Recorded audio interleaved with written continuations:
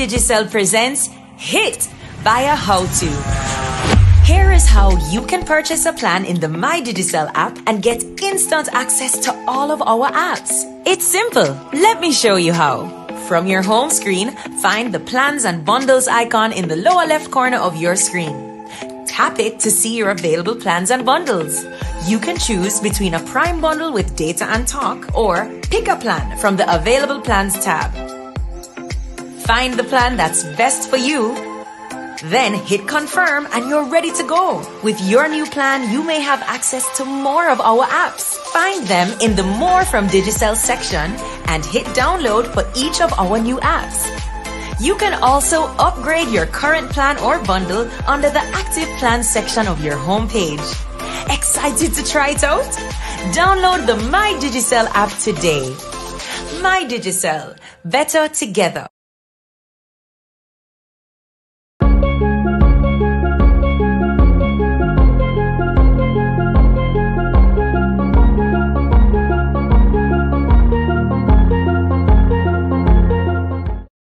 Isn't it good to know that no matter where you are, you're covered?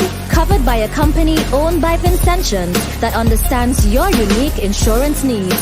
At Metrosint General Insurance Company, we've invested 50 years of service to guarantee that you have the peace of mind that you deserve. When it comes to motor vehicle, property, employer's liability, business insurance, and much more, we've got you covered. Our professional and friendly staff understands your needs and ensures you understand your options. Metrosint General Insurance Company.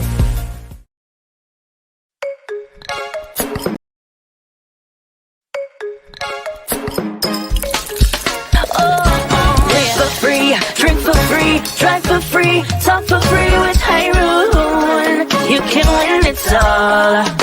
That's right, free beer, free rent, free utilities, groceries, and fuel. Check the bar for your 3 for 10. Look under your crown and win. Everything is rent, free. Utilities, groceries, fuel. You can win it all. Yeah. Enjoy Ice Cold Hyrule 3 for 10 and check under the crown for the Live Up stamp and win a $200 cash voucher instantly. Hyrule, you can win.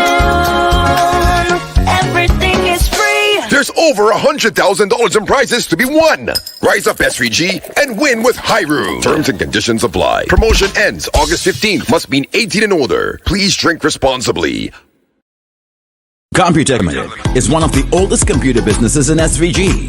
Computech supplies a wide range of desktop and laptop computers and printers to suit your home or business, and is the only company that provides a full range of IT solutions to our many customers across St. Vincent and the Grenadines. Computech, your authorized service center for Dell, HP, and Lenovo. Ideally located in Kingstown on the corner of Egmont and Bay Street, opposite the Financial Complex building. Remember the name. Computech, 25 years and getting better.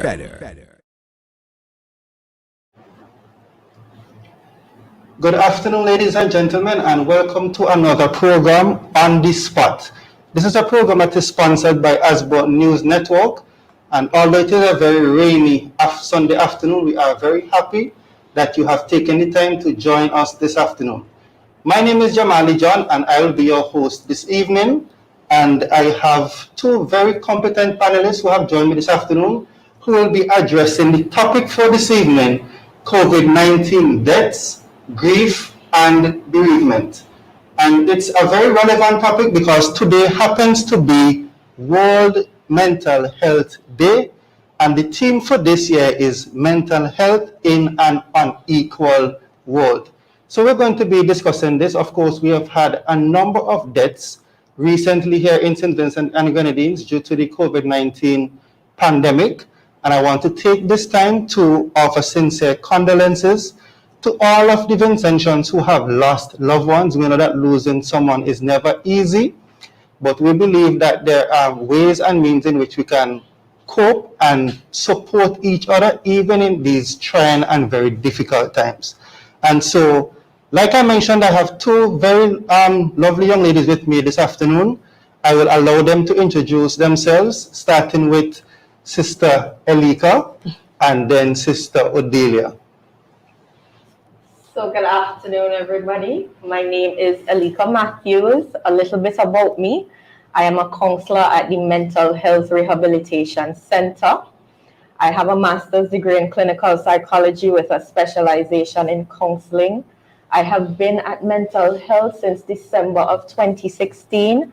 My duties include individual counseling, family counseling, group therapy, engaging with children and teens, and developing programs.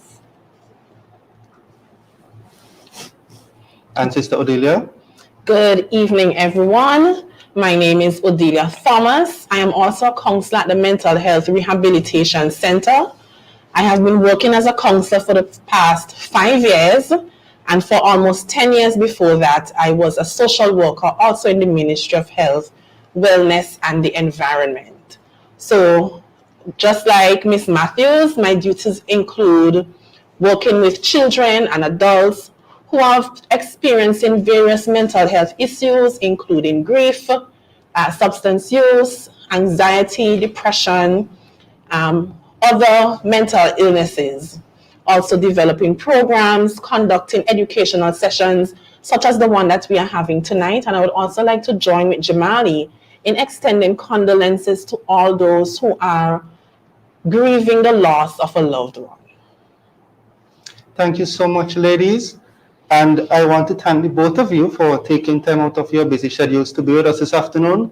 And I have no doubt in my mind that we will benefit from your years of experience, your education, and your insight.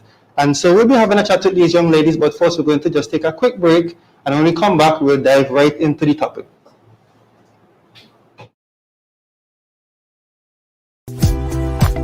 District Stairs is making it a September to remember. We're offering introductory prices for laminate and vinyl flooring and baseboards and trim for the entire month.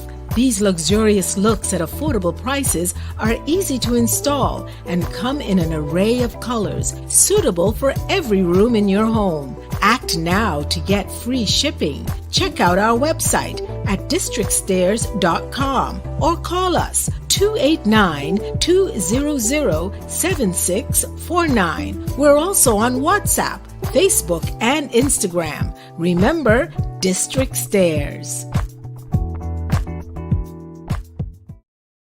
Computech Limited is one of the oldest computer businesses in SVG. Computech supplies a wide range of desktop and laptop computers and printers to suit your home or business, and is the only company that provides a full range of IT solutions to our many customers across St. Vincent and the Grenadines. Computech, your authorized service center for Dell, HP, and Lenovo. Ideally located in Kingstown on the corner of Egmont and Bay Street, opposite the Financial Complex building. Remember the name. Computech, 25 years and getting better. Eldorado Super Bingo. Bingo tickets play for opportunity to win US $25,000 on Sunday, 29th August 2021. Beginning at 6 p.m. to 8 p.m. 13 chances to win. 6 US $1,000 cash prizes. 4 $2,000 US cash prizes. 3,000 US cash prizes. And 1 5,000 US cash prize. Games will be played on www.bingomaker.com.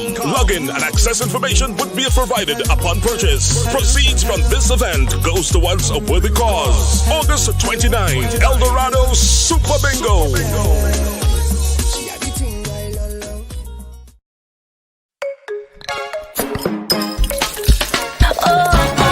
For free, drink for free, drive for free, talk for free with Hyrule. You can win it all.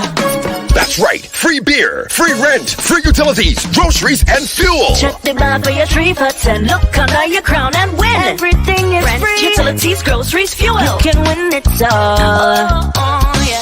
Enjoy Ice Cold Hyrule 3 for 10 and check under the crown for the Live Up stamp and win a $200 cash voucher instantly. Hyrule.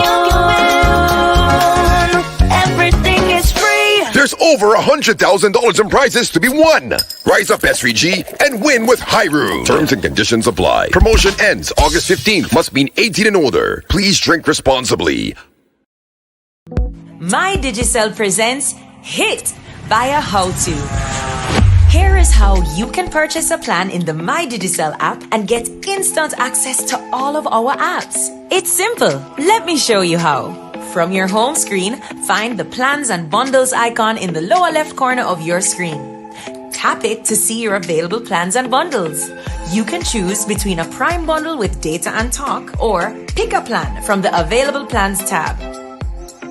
Find the plan that's best for you. Then hit confirm and you're ready to go. With your new plan, you may have access to more of our apps. Find them in the More from Digicel section and hit download for each of our new apps. You can also upgrade your current plan or bundle under the Active Plans section of your homepage. Excited to try it out? Download the My Digicel app today. My Digicel, better together.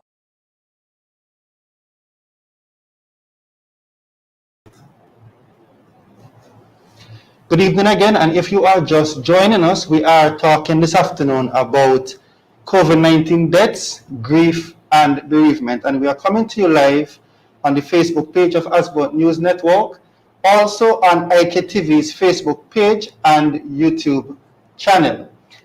As was mentioned before, I have with me this afternoon Elika Matthews and Odelia Thomas, and just as we dive in, we want to begin with definitions. What does grief mean and what does bereavement mean? We're going to have those definitions first before we get into the substantive matter this evening. Okay, so grief is a powerful emotional and physical reaction to the loss of someone or something. And in this case, we're talking about the loss of a loved one. It is characterized by deep feelings of sadness and sorrow and a longing to just have this person back with you, just even for one more time. You may feel numb and empty, as if there's no meaning to anything. And it can really bother you if people start telling you, oh, it's time to move on. Don't you think you're grieving long enough? You know, didn't you expect this to happen? And sometimes people make insensitive remarks such as those. And you may also feel the grief physically. It may affect your sleep. It may affect your sleeping. And these feelings are powerful, but they are normal and they are natural. And it's okay to grieve. There is no right way to grieve, that, you know, everybody needs to cry or we all need to, you know, walk around in the clothes of the deceased one. There is no right way and there is no quick fix. There is no set time that's, you know, grief will last for 5 days and then you should be done. Or you should grieve for 6 months and then you should be done. There is no set time, but there are things that you can do to help you cope, and we'll talk about that a little later in the program. So when we think about bereavement, what we're thinking about is the feeling. You're going to feel a certain level of unexplainable loss, especially if you would have lost this person suddenly. It's going to be brought on by the passing of a family member, a loved one, a friend. It's basically that time period with which you go through emotions, or you think about who they are, what they meant to you, your feelings of how you are coping right now. And in some instances, persons may not be coping. So when we think about bereavement, it is around that time period where you would have lost somebody that was especially close to you, that you will grieve for. And to go a little further into grief, when it comes to grief, it's not going to be, okay, as Ms. Thomas said, we're going to do it for 2 days and then that's going to be it, or we're going to do it for 6 months and that's going to be it. It is going to happen over a period of time. It's for you to understand in yourself, am I experiencing grief in a positive way? Am I experiencing it in a negative way? Am I letting it take over my life? Different things like these. So when it comes to grief, there are stages of grief in which a person can go through. It's not just going to be, okay, somebody passed away, I'm sad, and that's it. There may be stages that persons may go through. And as I highlight these stages, I want you to remember something. There are 5 stages that I'm going to highlight. And it's not just, I am going to go through these stages 1, 2, 3, 4, 5. But I can go through these stages at different points, and I can move to one stage and still go back to the next. Because like we stated, there is no specific way in which a person should grieve. Especially when we're looking at the deaths now that are just coming suddenly, it may start with denial. So the first stage might be denial. I can't believe that this person is gone. This cannot be true. This is incorrect. Maybe they're going to wake up soon. This is not what's happening. Then we move to anger. I can't believe this person is gone. What should I have done differently? What made this happen? And then in some instances, we're going to start blaming people. Yeah. I blame myself. I blame the doctors. I blame the nurses. I blame them for not taking their medication, or I blame them for not doing the right thing. Then you might move on to bargaining. Lord, if you bring them back, I'm going to go to church every Sunday. If you bring them back, I am going to change my life in a positive way. You start bargaining. You start talking about the things that you are going to give up just to have this person back in your life. Then there's going to be a period of depression where you are sad and you're distressed and you just don't know where to go from here. You don't know how to move on. And then after that, the final stage is you're going to come to a place of acceptance where you understand that this person is no longer here with us. They are gone, and how am I going to fashion my life so I can move forward from here? Knowing that they're no longer going to be a part of my day-to-day, knowing that I can no longer call them. But just remember, when it comes to these stages, it's not, I'm going to go through these 5 stages in the next 5 months, maybe once a month. They're going to come and go. And people tend to hop from denial to anger to bargaining to depression, back and forth, especially when persons have not properly dealt with the grief that they're experiencing. So one thing I want to highlight, and I want persons to understand, there is no one specific way that a person should grieve. Everybody is going to experience it differently. Very well. Now, from when you guys introduced yourselves, you made mention of the fact that you have been working in this department for close to 5 years or thereabout. And I imagine that you guys have experienced counseling and dealing with these issues. The first question I want to ask is, how has that affected you personally? What lessons have you learned having, counseled and supported persons who have, lost loved ones or have gone through some life-changing trauma? How has that affected you? It's the first time somebody has ever asked about me personally working in such a demanding area. As a counselor, you hear a lot of things. You hear a lot of what goes wrong and how people are affected negatively. You hear about a lot of traumatic incidents, rape, child abuse, molestation, assault, neglect, and it can negatively affect your own mental health. And so one thing that I have learned is take care of your own mental health, because I cannot give from an empty cup. So I always use the analogy of when you're going on a flight, the flight attendant always tells you, in the case of turbulence and the oxygen mask come down, put it on yourself first before you put it on the person who is with you. And I always used to wonder, well, if I have a child with me, why can't I just give the child the oxygen, and why am I giving it to myself? But if I give it to the child and I am knocked out, who is going to help the child? Right. So I have to help myself first in order to help the child who's with me. So in the same way, as a practitioner, mental health practitioner, in order to help my clients, I have to take care of me. So that's, for me, one of the biggest lessons I've learned over the years. I have to feed myself first in order to help others. And feeding myself is not just physical food like the fruit here, but feed myself, my spirit and my soul with healthy things, strong social connections, finding time to just de-stress. Because after you've heard all of these things, and just imagine you hear multiple in one day, it can take a toll on you. So finding time to take care of myself, finding time to do things I enjoy, going for walks, spending time with family. I've even gotten into adult coloring. So Finding time to do things that restore my spirit and my soul is one of the biggest lessons, and that I would share with anybody who is in the healthcare field. Take care of yourself first so that you can give of your best to your patients and your clients. That's a big lesson I've learned. Okay, and what about you, Elika? What have you learned from your experiences? Some days are better than others. Obviously, some days are going to be extremely overwhelming because there are going to be days, like as Thomas said, the content of things that we hear throughout the day is always going to be very difficult. And it's not to say when people think support, they think of my problems. But from a counselor's perspective, it's not just your problem, but your problem and every other patient that comes after that.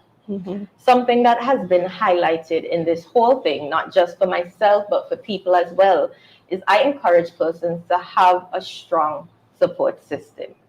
That really gets me through the day, that gets me to the end of the day. I am fortunate enough that I have a good set of coworkers that I can turn to, that I can have a conversation. But I also have family members that I can have that conversation with. And what I find, persons who have that level of support, they're able to get through things a little better, a little faster, with a little less distress than other persons. So that's something I encourage. Your support system, make sure that you have a strong and healthy one. Your family, in some instances, your co-workers, your friends. If you need a therapist, get a therapist, because we're encouraged, even as counselors, to get one as well. So having a therapist and somebody you can talk to, because I understand that there are going to be instances where you don't feel like you can broach this topic with a family member or with a friend. So having that level of support and knowing exactly where you're going to find it is very important. Not starting at, okay, I feel distressed today, so I'm going to figure it out today. But at times when you are well, stopping and asking yourself, who can I count on a day when it's not going to be good? Who can I turn to on days when I am not feeling well? Okay. Now, Elika, you mentioned the stages of grief, and I was listening to them as you went through the list, and I could not help but think that, there are some people, from my own observation and experience, who do not get to grieve properly. And those persons I'm referring to are the ones who everybody look to for support, like how people would turn to you guys for support. And you have to be strong for everybody else, right? And so you feel like, okay, if I break down, if I cry, if I show my vulnerability, if I show my weaknesses, and I use that word here very loosely, it's not going to go well for those who are around me, those who are grieving. So right now we have some persons who passed away. And I imagine that in some home right now, perhaps a mother is now dead. And there is the husband, the father, who has to explain to the children that mommy is gone. And he has to provide support for the children and support to, the other family members who are grieving the loss of a mother, or whatever the situation might be. Now, you have to be strong, right? You have to be strong, and you have to essentially hold the family together. What advice do you give to people who find themselves in that situation where they are expected to be the rock and the strong tower in the family circle? And I'd like to think in every family, there is that one particular person that we're going to turn to every time something goes wrong. So what I would encourage persons to do, first of all, be mindful. Be mindful of how much you take on. I understand wanting to be there for persons and wanting to help all your family members and making sure everybody is good. But like Ms. Thomas said, you cannot pour from an empty cup, so you have to stop and think about yourself. Think about your approach. Have a proper plan for what am I going to do with my family members? How am I going to engage this? Like in some instances, you may have to have that conversation with children. So it's saying to yourself, How am I going to address this in a child-friendly manner so that this child does not get frustrated and by a certain extent frustrate me as well because I don't know how I'm going to engage with them. So stop and plan. How am I going to move forward in instances where I have to hold my family together? Listen to persons carefully. I cannot stress this enough. Make sure you listen to persons and what they're saying. Because when you are the fixer, so to speak, of the family, sometimes your intention is to go in and to say, I'm coming with solutions to all of this problem. So they're not feeling well, this is what we're going to do. They don't want to talk, this is what we're going to do. But understand that you have to listen to persons and their needs. You're not going to get anywhere in life if you are just going to jump to conclusions without understanding what is the problem that you have at hand. Set boundaries. Set boundaries. It's something we as therapists, something we had to learn since March of 2020. At some point, we have to set boundaries because it was a matter of just going and trying to help as much people as we can. And this goes back to knowing your limits. You have to set boundaries for what you can do. You're not going to be able to do it all in the 24 hours that you have in the day. So set boundaries and figure out, how am I going to move forward from here?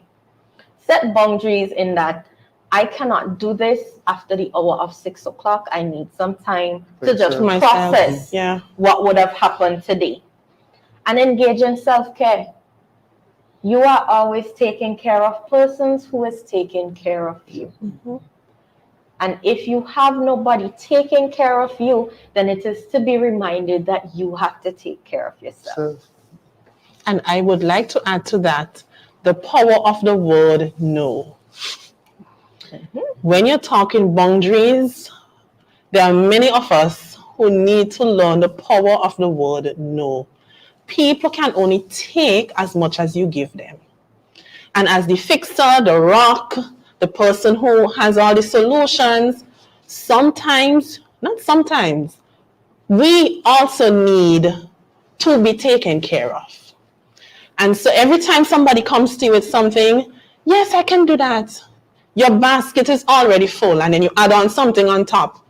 And then somebody else comes with something, and you say, oh yes, that's no problem, I'll do that. So you add something else on the basket, and pretty soon everything is falling off the basket because you just can't manage. There's only so much time in a day, only so much days in a week. And so it's okay as the rock to ask for help and to say no when you just cannot do it anymore. No is a complete sentence. You don't need to add an explanation. I can't do it because it's just no. Because you're going to give yourself extra brain work trying to come up with an explanation for why you can't do it. Just say, no, I can't manage. Leave it at that. So learn the power of the word no and learn the power of asking for help. There is nothing shameful about getting help. We all need help in some area in our lives. And if you're somebody who, as the example, like the father in a family who just lost his wife, or a daughter who just lost her mother, you will need help planning the funeral. You're going to need help coping in the days and months to come. And there is no shame in reaching out to the people in your life to ask for help. There is no shame in reaching out to a counselor, to your pastor, to somebody that you trust to help you in this time. Because yes, it is overwhelming, and yes, it is hard, and it is okay if you need help. Okay, now you mentioned planning the funeral, and it kind of preempt where I was going next, because I guess it's a part of our culture. Whenever there's a death in the family or in the community, everybody comes to the house at the time of the death. So you find out today that, Auntie Mavis dead and everybody over at the house, and they have the wake and the eating and the drinking, and the support is strong in those initial days after the death. And I don't know, I mean, I've seen it over and over and over again. On the day of the funeral, the body goes down, the service comes to a close, and everybody else goes back to their regular routine. Everybody goes back to their normal life, back to work, back to wherever. And it is at that point that persons are usually left on their own. And I don't know, I can't explain the origin of that culture, but it happens. But how can you recognize when somebody needs help? Because the help in the initial phase is good. You know, people need that sort of encouragement, that sort of support. But beyond that, 3 months down the road, 6 months down the road, as you mentioned in your introductory remarks, there's no time limit on grief. Grief is something that can go on for years sometimes.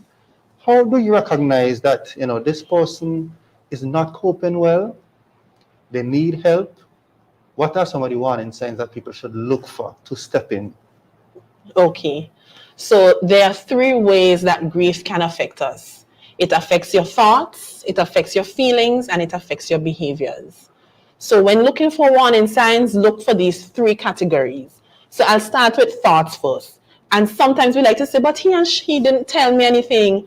If we just, as Miss Matthews said, listen, you will find out so much about how somebody is really feeling and what they're really thinking.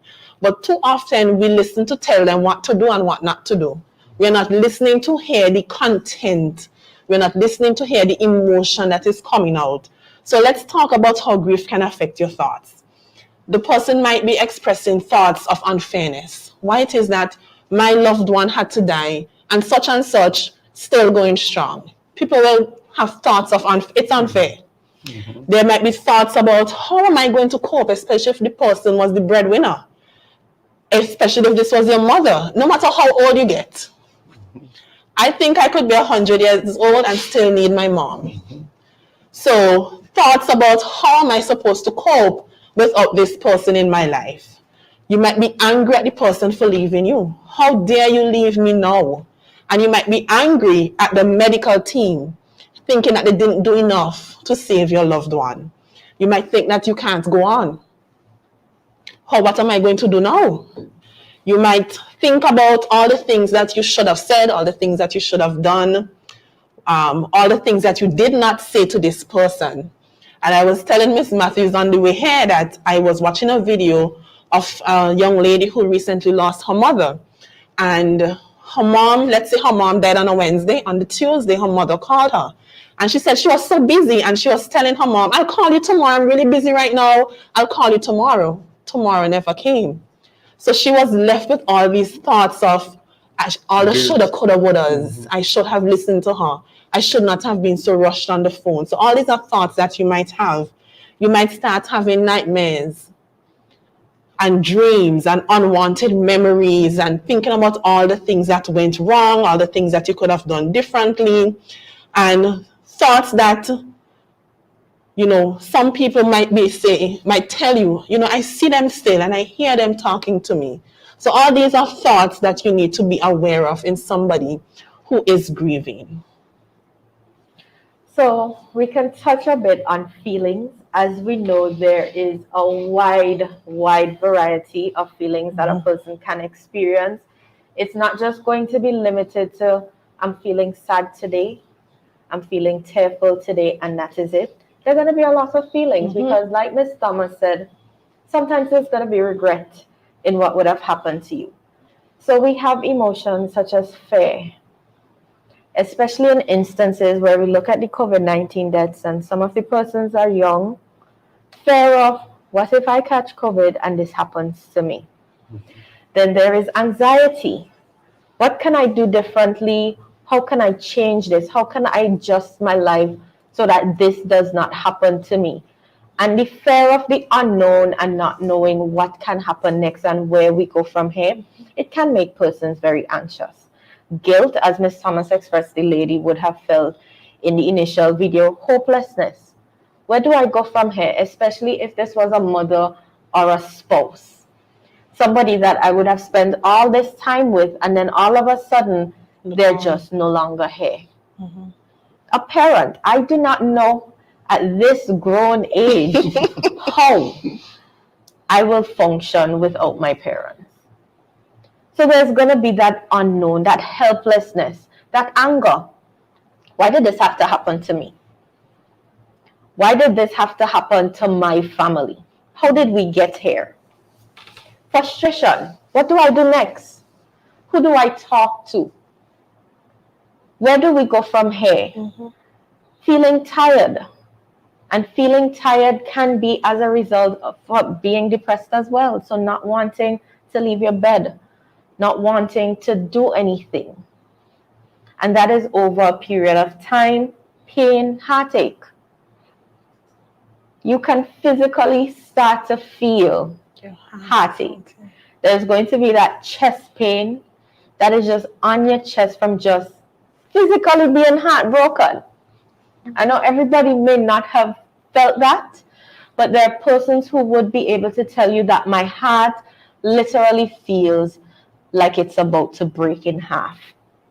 A level of emptiness, disbelief, shock for what you're experiencing now. There's a range of emotions. There is no one, no two that people can experience.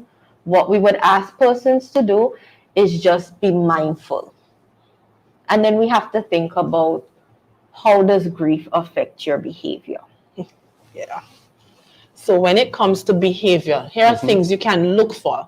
So first we talked about emotions and thoughts. That's what you listen to, what the person is saying to you, not looking at behavior. You might notice that some people they don't want to be alone. They always tell you, can you come over and sleep with me tonight? I don't want to be by myself. Or the opposite, some people don't want to be around anybody at all. They don't want anybody in their house. They don't even want to go to work because you don't want to be around humans. Some people carry on as normal as if nothing ever happened. If I pretend that life is normal, then maybe it will be okay. So we have those persons. Then we have those who have to keep busy. From the time their eyes open up in the morning to the time they lay down at night, they have to keep busy. They can't sit still. They are cleaning, washing, ironing, up and down in Kingston because they just cannot be alone with their thoughts and their memories. Then we have those who are going to tell you, I'm okay. Don't worry about me. I'm all right. Everything is fine. But you know, after you lose somebody you love, everything is not fine. So there are those who are going to tell you everything is all right. There are those who don't want to come out of bed. Those who get into reckless behavior, such as drinking too much alcohol, smoking too much marijuana, using other drugs, and those who are having unnecessary risky sex. So lots of partners, unprotected sex with strangers, people you don't even know. Then we will see people who will be talking to the picture of their loved one, people who are going through their belongings, wearing the clothes of their loved one. These are the effects that grief can have on your behavior. So if I observe these things, let's say, like you mentioned, the negative ways of coping. So I have a friend who, I don't know him to be an alcoholic. He's never really been drinking before, and he has this death in his family. And all of a sudden, I see him behaving in some really outlandish ways, outside of the norm. What can I do to help? Is there anything I can do? Or is it a situation where, well, I'm not a trained professional. I'm going to leave that to the experts, and let me just mind my business and go along. Is there something that I can do, that ordinary people can do to help? Yes. What are some things that we can do to help? Again, we go back to the just be there. So you don't have to know what to say, because a lot of times we go with the cliches. God knows why. You know, they're in a better place. It's okay. Sometimes it's okay to not say anything. Just go sit down with your friend, hold their hand. You can even say, I don't know what to tell you, but I just want to be there for you. Sometimes that's all they need. Go and give them a hug. In this time of distancing, call them and offer to do something practical. Take a meal to them. Leave it by the gate, leave it by the door. Offer to do laundry. If they have young children, offer to take the children for a day to give them a break. Offer practical help. And because so often we tell them, you're in my prayers, I'm praying for you, I'm thinking about you. But in this moment, I need practical help. I am drowning. I need you to help me. And so offer practical help and just be there. You don't have to say anything. Don't say a word. Because sometimes when we try to say something, we end up making the situation worse. Yeah. So sometimes it's good to just sit there, hold their hands, and let them cry, especially if the person is the fixer and the rock. Sometimes they need that one person who they can trust to be vulnerable with and where they can actually shed their tears without feeling as if people are thinking, but thought you were strong. So maybe you can be their shoulder to literally cry on. Okay. So those are two practical things that I can think of that we can do as just, good friends and family members. So before we move forward, Miss Thomas would have started on things that you should and should not say. And this is where I like to interject with, let's talk about some of these things that you should and should not say. So the first thing, don't constantly ask people how they're doing. So you know that they've lost a loved one, and every 5 minutes, Alika, you're all right? Alika, how are you today? You all right? You know that they have lost somebody. So establish that you understand that it is a difficult time for them, and let them know when they are ready to talk. You are there. If they would like to talk, you are there, you are ready, and you are willing. That one, they're in a better place. It's something that we say too many times and we shouldn't. Simple things like, I'm sorry for what you're going through. I know that you may be suffering right now. These can be better alternatives because let's be honest, even though we live in a very spiritual, religious society, not everybody is going to feel that way. Yeah. Especially in that moment when they're questioning, why did this have to happen to me? So telling them they're in a better place may just make matters worse. So let them know that you understand what they're going through.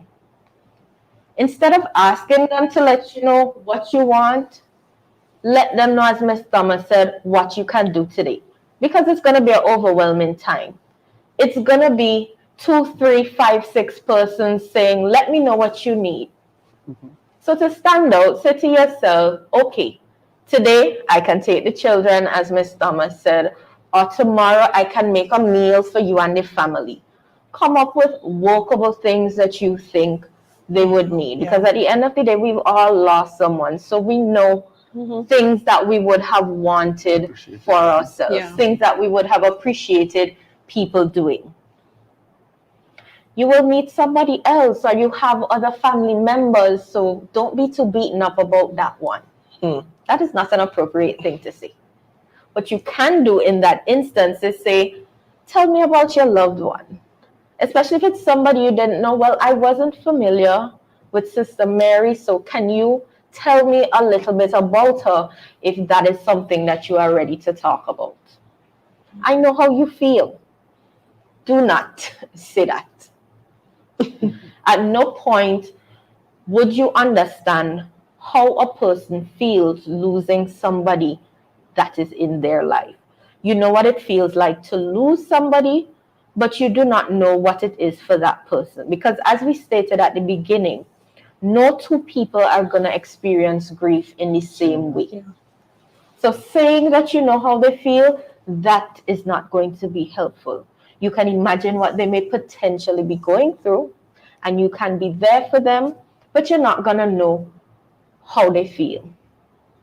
Well, people die all the time, so you will get over it. That is something you do not say. What you can say is, you must really miss them. I understand that you may really miss them. Is there anything that you would like to talk about? You're handling it better than I expected. That is something we hear too often. You don't know how somebody's feeling. You don't know how they're going along. You don't know what their train of thought is. Until I, Alika Matthews, says to a person, X, Y, and Z died, and I'm really feeling distressed, I don't feel like I will be able to move forward, you don't know how people are feeling.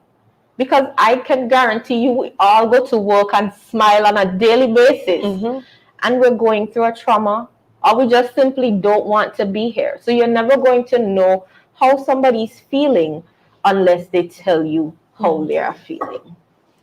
All right, very good. Now, before we take our first break, and I want to shift from looking in from the outside to actually being the person who is going through the situation. I might think that I'm okay.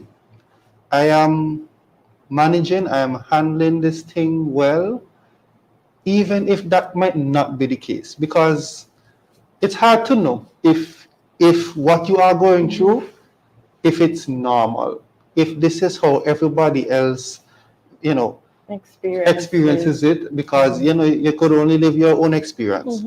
How would I know that, listen, I need help, I might need professional help? How would I know that it's time for me to stop trying this on my own? Let me reach out to somebody. When your ability to function is impaired. So that's always the sign that you look for when that somebody is not coping well, when they're unable to function, when they can't function at work, when they can't function in their family life, when they can't function in their social settings. Yes, grief will affect you, but when it starts affecting your ability to just get up in the morning, bathe your skin, comb your hair, have breakfast, put on your clothes, go to work, and then you get to work and then actually do your work.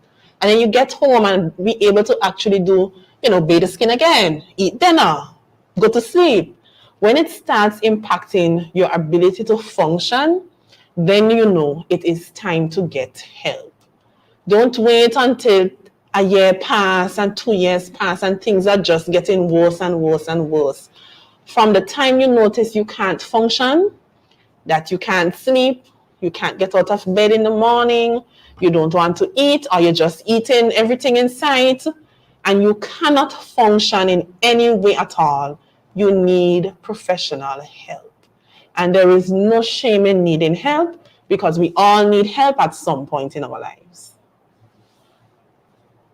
Would you add anything to that, Ms. Matthews? I thought we were taking a break. Well, you could go ahead. Answer that. If you have anything to add to this question, you can add that, and then I will come in before we take the break. Okay, so basically, as Ms. Thomas stated, functioning.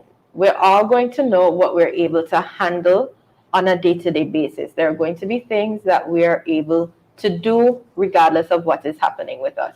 When you find yourself unable to function, then it is an issue. We're not going to we don't really connect depression in that moment, because symptoms of grief can be those overlapping with depression, because you're going to feel the sadness. You are going to feel the not wanting to do anything, not wanting to engage with people, not wanting to get into activities that you would have previously enjoyed. So what I want to tell persons, what I want to encourage persons, if you get to a place where you feel like I no longer go forward, meaning you are having suicidal thoughts, I'm encouraging you in that very moment to reach out for help. Suicidal ideation is nothing to be played with. It is nothing to be mishandled. It is nothing to push to the wayside. If you are having thoughts, if you have an active plan of what you are going to do, reach out for help, and reach out for help immediately. Okay, thank you very much. Now, a while ago, Elika mentioned some things that you should not say or should not ask to somebody who is grieving. We're not talking vaccines today, but I want to add two to the list. You do not ask someone if their deceased loved one was vaccinated or not. And you do not say, well, if they were vaccinated, they would still be alive. Those are two things that you don't say. I find in this particular context, people are always inquisitive to know whether somebody was vaccinated or not. It's not the time, it's not appropriate. Don't say it, don't ask. So I just want to add those two things to the list. As I mentioned before, we're discussing grief and bereavement in the context of COVID-19. And as I mentioned, we are not discussing vaccines, but I thought it appropriate to add those two to the list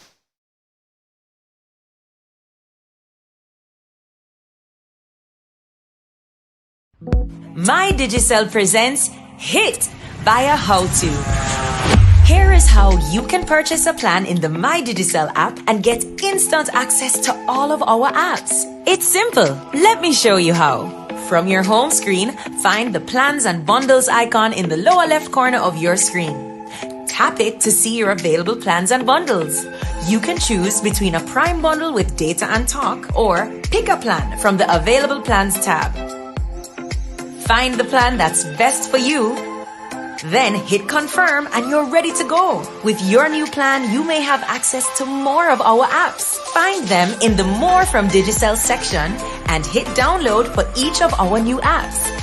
You can also upgrade your current plan or bundle under the Active Plans section of your homepage. Excited to try it out?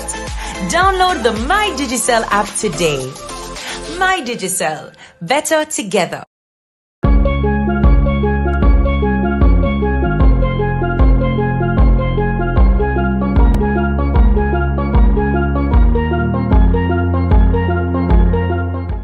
Isn't it good to know that no matter where you are, you're covered? Covered by a company owned by Vincentions that understands your unique insurance needs. At Metrosint General Insurance Company, we've invested 50 years of service to guarantee that you have the peace of mind that you deserve. When it comes to motor vehicle, property, employer's liability, business insurance, and much more, we've got you covered. Our professional and friendly staff understands your needs and ensures you understand your options. Metrosint General Insurance Company.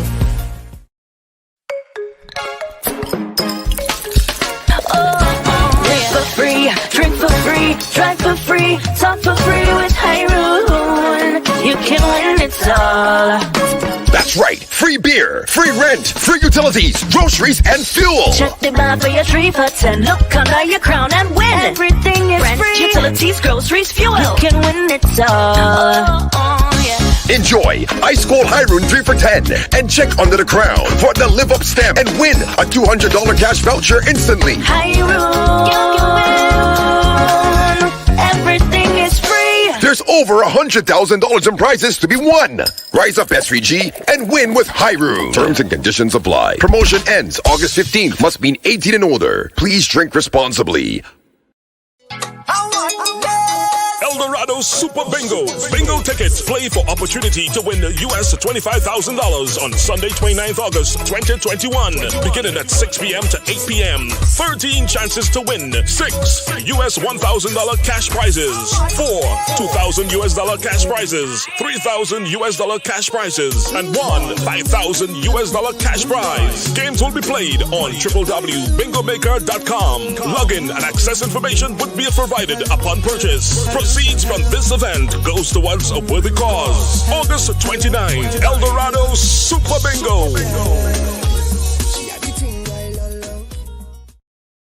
Computech Limited is one of the oldest computer businesses in SVG. Computech supplies a wide range of desktop and laptop computers and printers to suit your home or business, and is the only company that provides a full range of IT solutions to our many customers across St. Vincent and the Grenadines. Computech, your authorized service center for Dell, HP, and Lenovo. Ideally located in Kingstown on the corner of Egmont and Bay Street, opposite the Financial Complex building. Remember the name.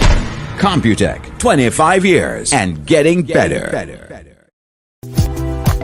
District Stairs is making it a September to remember. We're offering introductory prices for laminate and vinyl flooring and baseboards and trim for the entire month. These luxurious looks at affordable prices are easy to install and come in an array of colors suitable for every room in your home. Act now to get free shipping. Check out our website at districtstairs.com or call us 289-200-7649. We're also on WhatsApp, Facebook, and Instagram. Remember, District Stairs.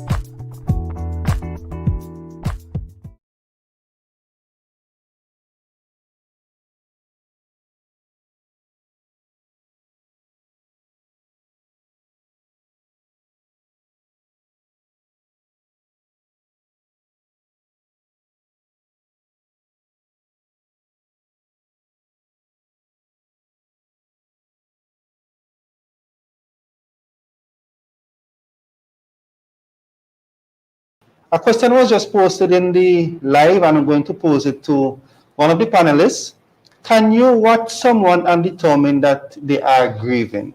So there's just somebody who you maybe you're acquainted with them, maybe not, maybe they could be a stranger. Can you look at somebody and tell, yes, this person is grieving?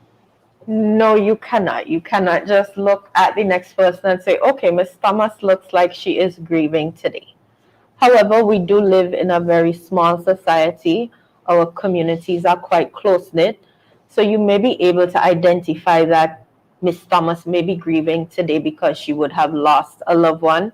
And in those instances, you might start to see the signs of Miss Thomas not doing well. But to just look at somebody initially and see that grief, no, that would not happen. All right, very well. And if anybody else has any questions they would like to ask, feel free to drop them in the comment section and we will get to them as we go through the program. So you can leave those comments. We are live on Asbot News Network Facebook page. We're also live on IKTV Facebook page and their YouTube channel. Now, Sister Thomas, what is an easy way to explain grief to someone? Could be a child, could be anybody, but what would be an easy way to explain the concept of grief to someone? Okay, an easy way. We live in a country that's surrounded by the ocean. So I like to use the analogy of waves. When you go to the beach, especially on the windward side, where the waves are a little higher than on the leeward side. Think of grief in the beginning stages as these waves coming over you, just one after the other, and you don't have enough time in between waves to breathe, so you feel overwhelmed. But as time goes on, the space between the waves and the time between the waves gets longer. So you are able to breathe, you are able to enjoy the water, you can have a little fun splashing and swimming. And so the waves get smaller and the time between the waves gets longer. And so as time goes on, following the death of your loved one, the grief feels less. But there will be moments when the waves come, when the grief feels as if it's the first time that they died. So that will be moments like on their birthday, on your birthday, Christmas, the anniversary of their death, and other special days that you enjoy together. The waves might feel overwhelming on those days. And that is normal, and that is okay, and that is part of the grieving process. So it won't end 1 year from the death of your loved one. It's not going to end tomorrow. If you talk to people in your life, my mom lost her parents decades ago. And every birthday and the anniversary of the death of her parents, she will always talk about them. She'll tell us stories about them. She'll tell us how she misses them. She'll go post on Facebook how she's missing her mother today. And they died decades ago. And all through the years, she's okay. But then the waves come on those days. And then the time eases, and then another wave comes. So when the person first dies, you feel overwhelmed that the waves are just taking you over and about to wash you away. But as time goes on, you learn how to cope, you learn how to deal, and so the waves get smaller and the space between the waves gets longer. But then there will be those days when you feel as if the waves are just taking you over. So you apply your coping skills again, and then that eases again. So just think of grief as the waves that are washing our shores right now, and let it help you understand that as time goes on, it gets a little bit easier, but then there will be those moments where it still feels intense, but you can make it through. Well, I like that analogy very much, especially in the context in which we are living right now, because we are living in a very strange time because of the COVID-19 pandemic. Persons, I think the process of grieving is more difficult now because one, even before persons pass away, there's a sense of heightened anxiety because every day, literally every day, there's an update in the news about how many people caught COVID, how many people still have COVID, how many people die from COVID, and people are very anxious. They don't want to get COVID. They don't want the loved ones to get COVID. And even though we know that the majority of people who get it would survive, when you learn that somebody close to you contract COVID, you get nervous because there's no telling what could happen, you know? Yeah. And then you have people too who, you know, in their loved ones' final moments, when you would naturally want to be there at their bedside to spend some time with them, to reassure them, to express their, you know, final words to them, you are deprived of that opportunity. Some persons have had to miss funerals because you were not able to travel during the COVID time. So you have to, you know, we are big on paying final respect. So somebody was instrumental in your life. They touched your life in some way. Maybe they were a past teacher or somebody in the community who always look out for you. And we always like to show up. And I guess that's why in the beginning of COVID, nobody was really paying attention to the protocols because it's like, listen, I have to go. Yeah, somebody I have to pay my final respect. I cannot go because it's almost as if it's disrespect to the person and the family to not show your face at least. And so persons have had to view funeral services online, even for immediate family members. And so this analogy with the waves, I like it because it gives persons a message of hope. And in this particular time, people need positive messages. People need encouragement. And when you go through those circumstances, when you have to look at a service online for a close relative, and you can't even be there with the family to grieve together and mourn together, this analogy, I think, should give some level of comfort to persons who are going through those situations. I don't know if Elika had anything to add to what Sister Odila was mentioning with the waves earlier. I don't have anything to add to the waves, but where we can go from here is talking about coping. Because at some point we're going to lose someone. It's very unfortunate, but we're not going to be able to just exist. At some point, we are going to have to engage in positive coping mechanisms. Because like Ms. Thomas said, you can't just be engaging in the risky behavior and the substance abuse and all of these things. Some persons, they may go through their feelings and they may be able to do better. Some people may have to take a very proactive approach to healing. So we have a couple of things. So Ms. Thomas and I were just going to go back and forth to some things that you can do. So first of all, there are no shortcuts. There's no one thing that is going to help you to get through. So we're encouraging persons, don't judge yourself and don't compare yourself to others because there is no specific way in how you should feel, how you should act. The pain is going to be there. The sadness is going to be there. Start by learning to be patient with yourself, be kind to yourself, be understanding to yourself. Just like if you were reaching out to a dear friend and you wanted them to be better for themselves, and you would say, don't talk to yourself like that, or don't let persons talk to you. Have that conversation with yourself, that you need to be patient with yourself, you need to be kind to yourself. Then it is okay to ask for help. Let people know what you need from them. I can't read Jamali's mind. I can't read Miss Matthews' mind. So I'm going to need, if I'm afraid of asking for help, as the person in their life, and you know that they're grieving, ask them what they need. And if you are able to ask for what you need, grief is a roller coaster.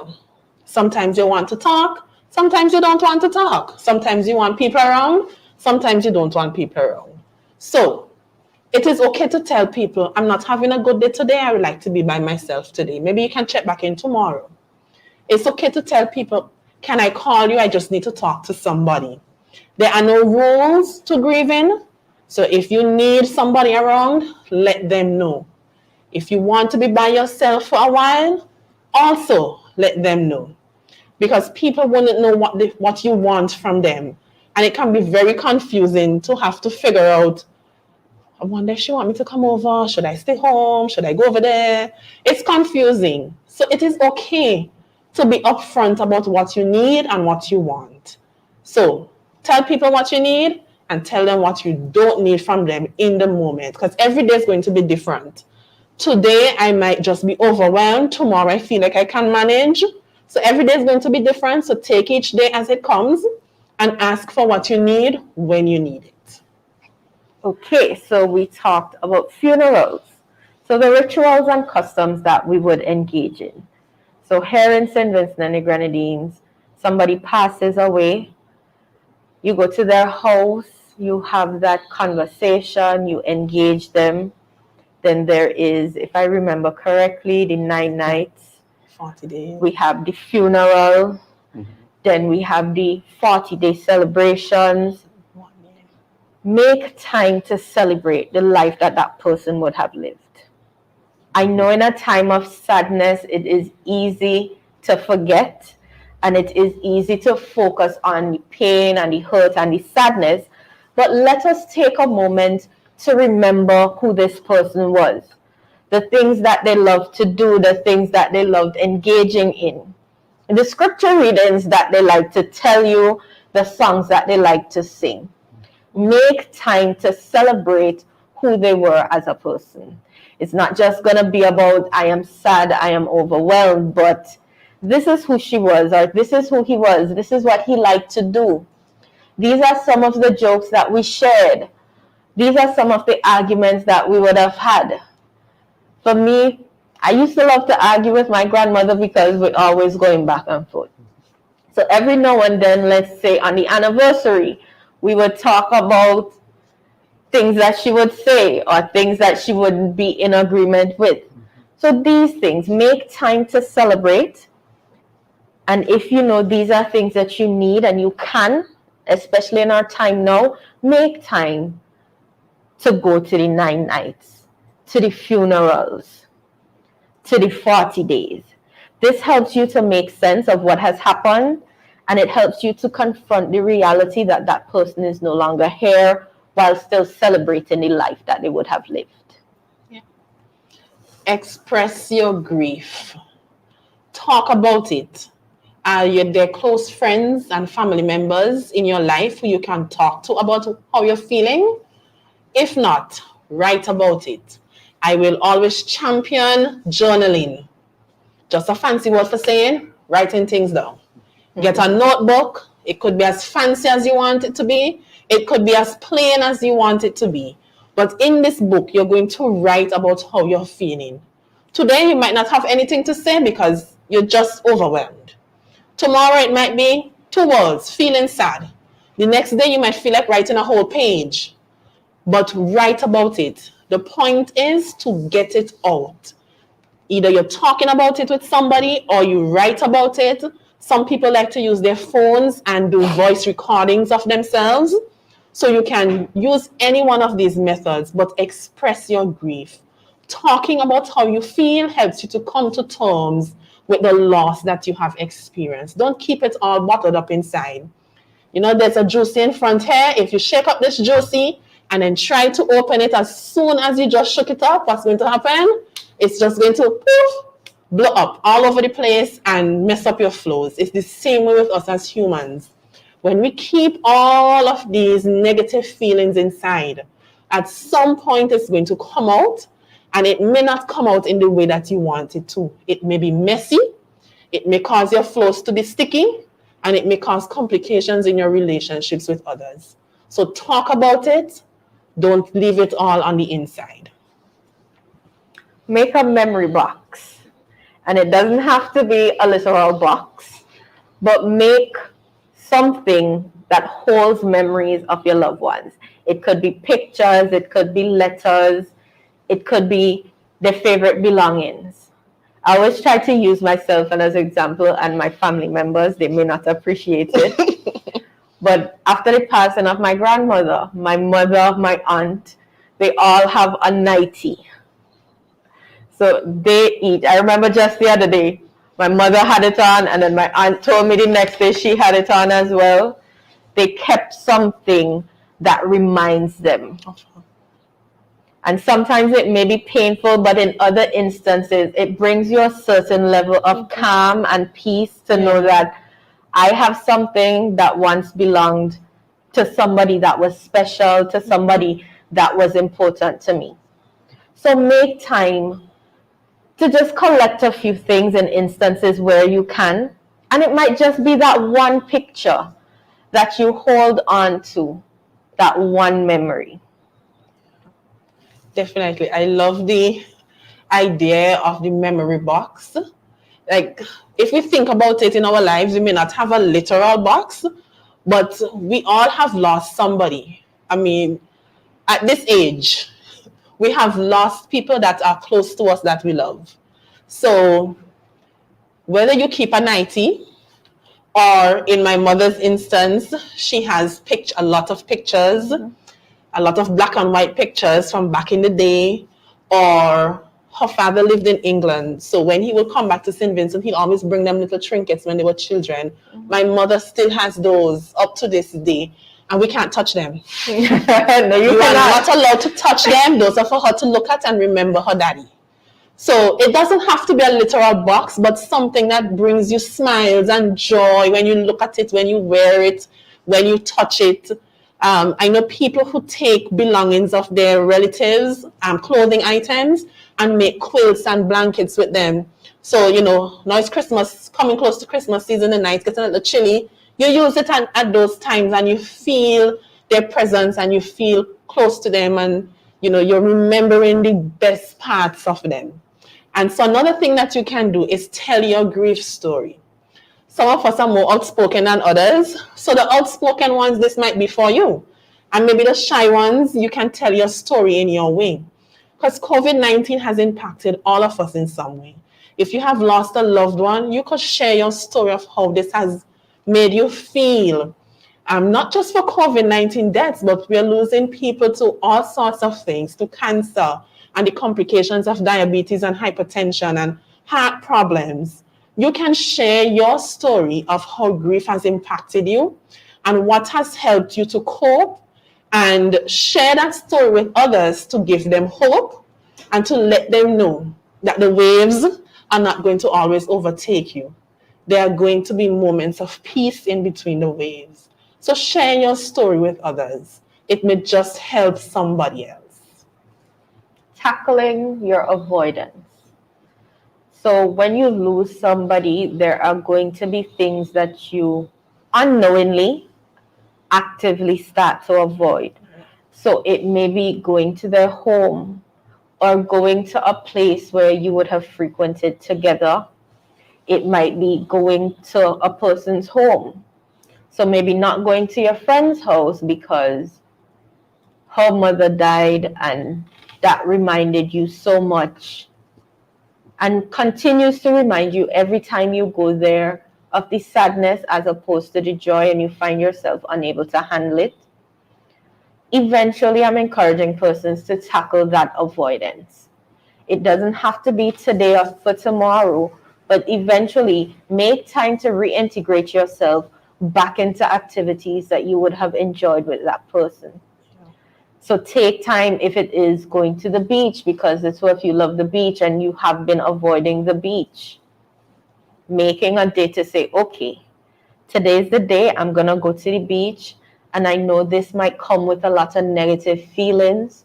So I'm not going to plan anything for this day, but I'm just going to go through the waves as they come. Or going to the restaurant, or going to visit that person. And be kind to yourself. These emotions are going to come, and sometimes we frustrate ourselves in asking ourselves, why am I still feeling this way? But be kind to yourselves. Emotions come and go. And your senses are very much in tune to your emotions. There are going to be things that remind you, things that you see, things that you hear, things that you see, Smell. things that you smell. I can give you a good example. Every time I smell tobacco, I remember my grandmother because she loved tobacco.